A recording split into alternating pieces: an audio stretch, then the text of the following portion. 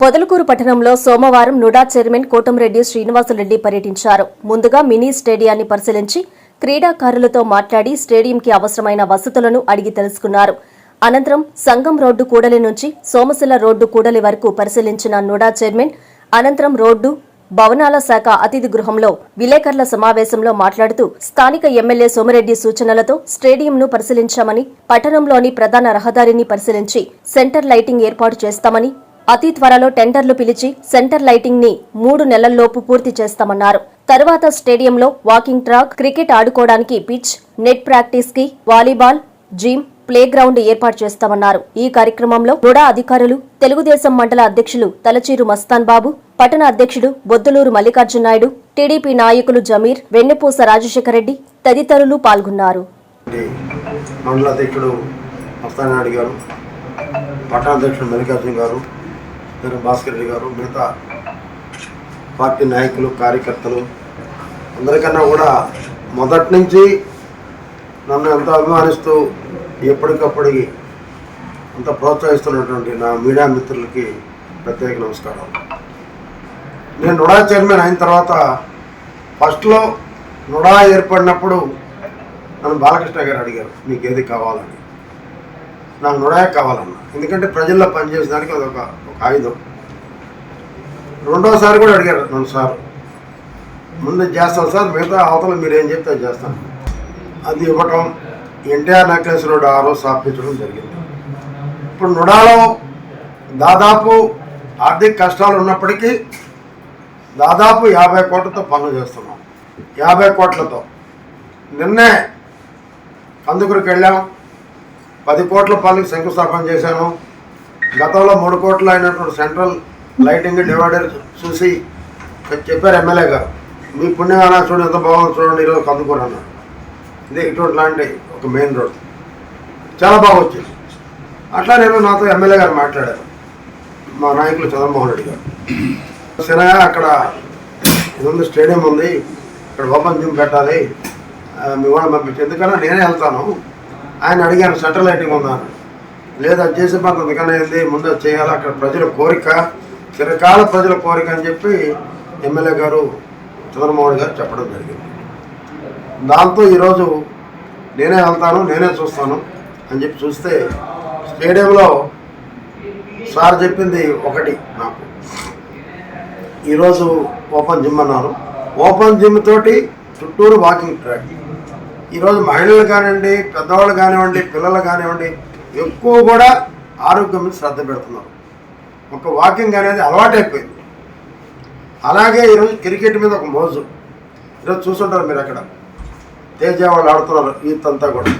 మాకు ఇది కూడా చేయించండి సార్ అన్నారు. మా గారు, మా డిఈ గారు కూడా చెప్పింది ఏంటంటే టోటల్గా ఎన్ని ఆటలు ఉన్నాయో అన్ని ఆటలు చేద్దాం, పిల్లకాయలు ఆడుకున్నారు కదా అని కూడా తయారు చేయాలని చెప్పాం.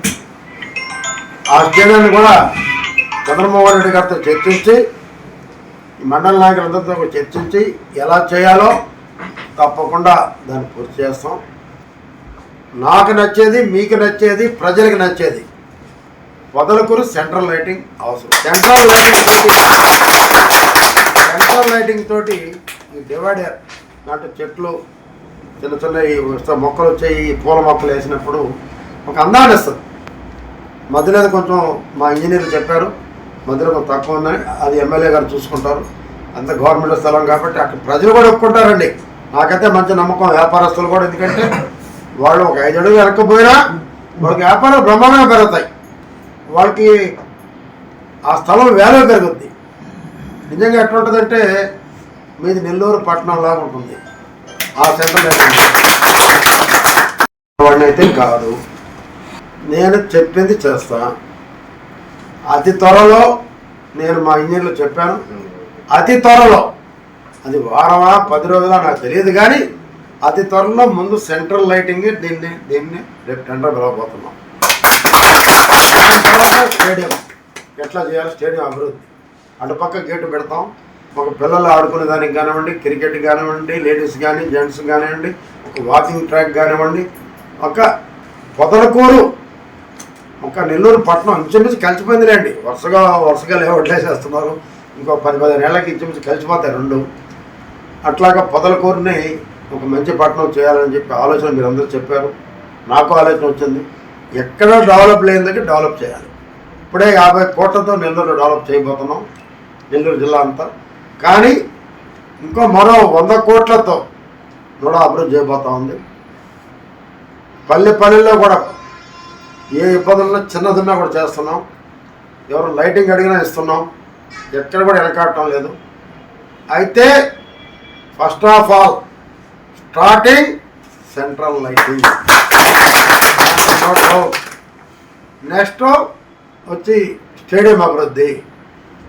రేపు మన చంద్రమోహన్ రెడ్డి గారితో కూర్చొని ఆయనతో మాట్లాడి ఎలా చేయాలో చూసి ఈ పొదలకూరు ప్రాంతాన్ని అభివృద్ధి చేస్తామని చెప్పి మీ అందరూ మా వాళ్ళు చెప్పడం కోటి చాలా అవుతుంది అంటున్నారు.